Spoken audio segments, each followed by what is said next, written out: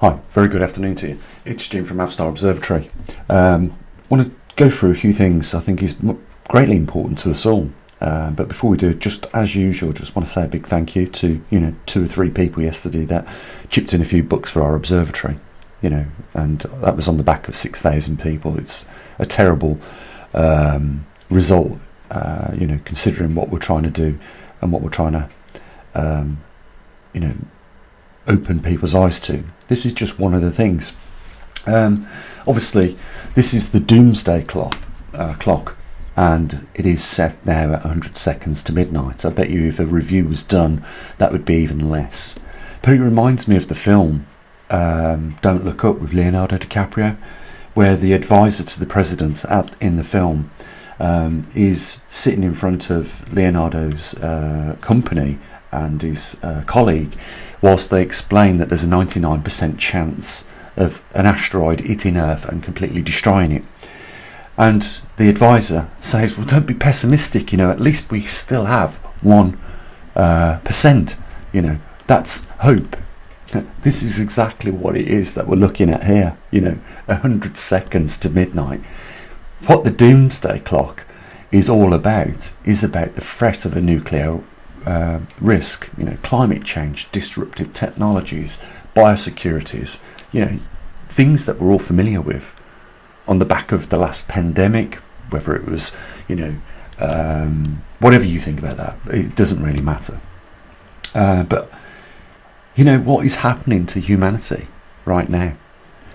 Just this week, within the last 7 days, we've had Joe Biden come out and talk about words such as Armageddon. We've had Vladimir Putin repeatedly saying that, he has, as part of his tools in his toolkit, the ability to strike with nuclear weapons, tactical or non-tactical. And we have, countries tearing up the nuclear treaties that they signed up to say that they would no longer be willing to have nuclear missiles. They are now asking people like President Putin for a nuclear missile. I'll show you what I mean. Now, this was obviously, as you can see, 7 months ago, just a couple of days after Russia had crossed the border into Ukraine with its forces. And this is Belarus asking Russia for nuclear missiles. Now, could you imagine if Belarus was given these missiles? What it possibly might do? I mean, what would NATO's response be, to this? If they did have nuclear missiles, would we give Ukraine nuclear missiles? Because, it's obvious what would happen if that was the case. And, even if Belarus don't get nuclear missiles, we have, more than ever now, world leaders talking about the use of them. No one wins in a nuclear war. Even with a small exchange of nuclear missiles, the cloud would go into the jet streams, the nuclear cloud and dust would go into the jet streams and would go up into the atmosphere and would block out the solar light. Now, we only have, at the moment, to feed the 8 billion souls 60 days worth of food on our planet. And this would shut down agricultural production globally. It would reduce temperatures to almost that of a nuclear winter globally as well. And this would be something that would last for tens of thousands of years. It would certainly be the end to humanity. And it worries me because right now we have people talking about this as though, it's nothing. We know that the United States used 2 atomic weapons, one on Nagasaki and the other one on Hiroshima. And now, we have countries like Russia with over 4,000 nuclear bombs, enough to destroy the world. We have America with likewise the same. We have countries like Pakistan and India also with them. If just Pakistan and India engaged in a nuclear war, it would be enough, and nobody else got involved in that, it would be enough to destroy the world. You know, we wouldn't have to worry about things like cosmic radiation, climate change, pandemics. After the point of, you know, a small exchange, it would be lights out. And it wouldn't be a case of, yeah, don't worry, we've got supplies and things like that. At that point, you know, the only supplies you'd need would probably be a couple of bottles of scotch, because it wouldn't be long before the effects of radiation poisoning was knocking on your front door. You know, that's why a nuclear war should never be even talked about in the manner in which it is right now. I just wanted to go through just a few things about nuclear bombs so that we're all clear, you know, because we've got people that don't care about being alive, even on our comments section. You know, I've read some pretty alarming comments that people have written, and they want this to happen because their life is so bad that they want to ruin it for everybody else. You know, this is not an uncommon attitude in this day and age, that we have such people that are so ungrateful that they do not even understand that even if you don't have money, there is nothing stopping you taking a walk in any public park and enjoying nice weather and the wildlife around you. You know, they wouldn't even think about that, these people. You know, it is shocking. Let me show you just a little of some of the things that can take place during the first hours of a nuclear war, and maybe, you know, you'll have a clearer idea as to why this should never happen. And, you know, it is painful to see that clock at 100 seconds to midnight, so close to Doomsday, or as Joe Biden put it, Armageddon. What has happened to humanity to leave us in this state that we're in? So, to hit the ground running, this is exactly what a hydrogen bomb looks like. Our modern hydrogen bombs sometimes have the yield of 500 times the explosive yield as the atomic bombs that was dropped on Nagasaki and Hiroshima. And you know, it used to take an aircraft this size to carry one bomb.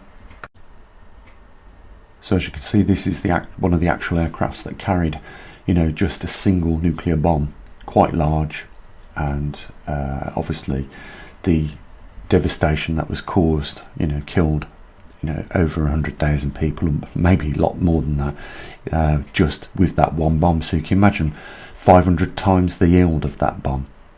I'll show you what they look like today. Okay, so the aircraft probably about 1960s, 1970s, maybe even 80s, but you can see those bombs all around it have the equivalent of 500 Hiroshima-sized bombs. Obviously, they've probably even invented them a lot smaller than that, and the yields even you know, greater than that. But you know, just giving you an idea, you know, of what they are. You know, we've got, you know, submarines now that carry each one over 100 nuclear missiles on each submarine, some even more than that.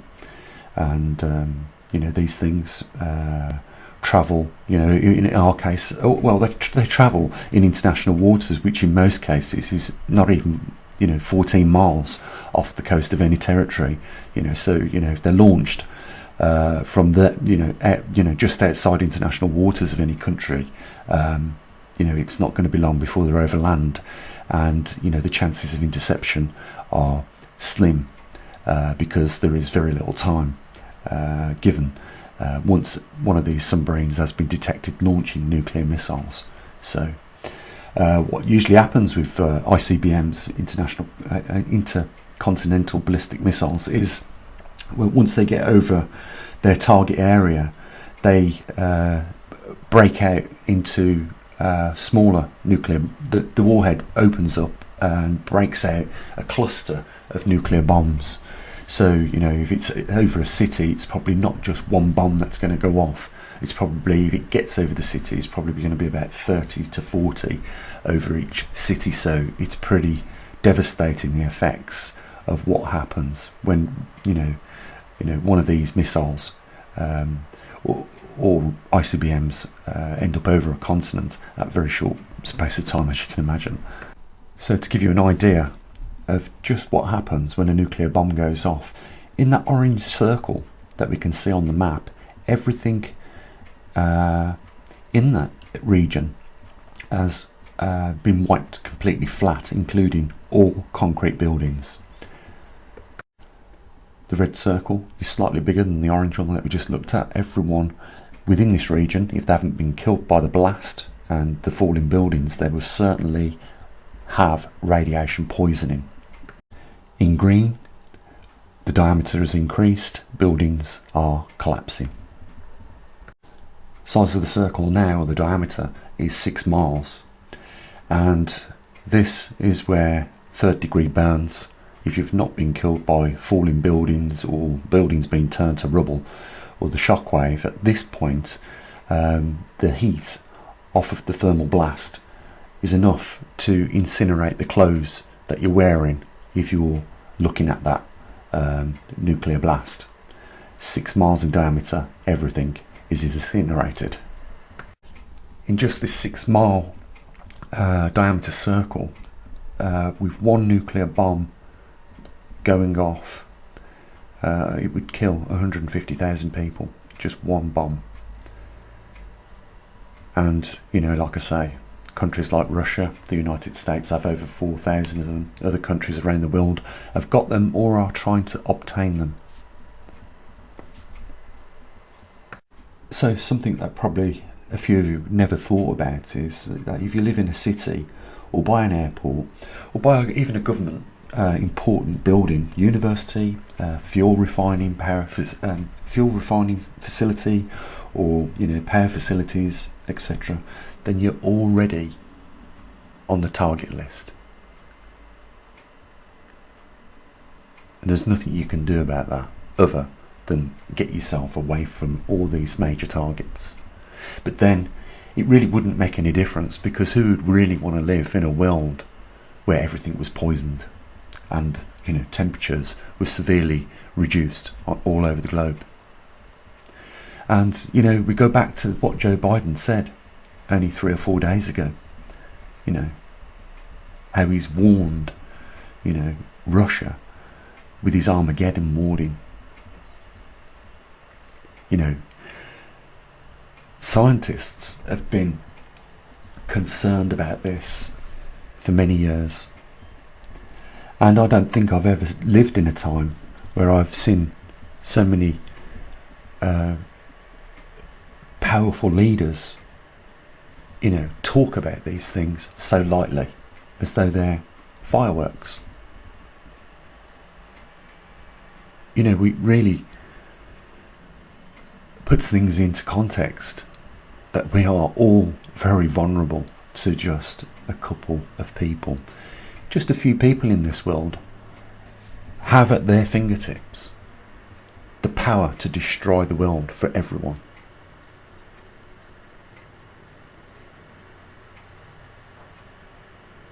Incredible, isn't it? I think this is something that we should all be concerned about, and we should, you know, I know people are going to criticise me for saying this, but we should be talking to our, you know, members of parliament, our political representatives, and telling them, you know, that we do not want to enter a nuclear war or a global nuclear war. Because you saw the damage of what one of these nuclear bombs can do. Can you imagine? There are tens of thousands of these in the hands of many world leaders. It would simply end the world, our species, and every other species on this planet. Guys, thanks for watching. Hope you got something out of the video. If you want to leave, you know, a donation or something like that, the links are down there in the description as usual. I'll say what I usually do. You take care. As always, bye for now.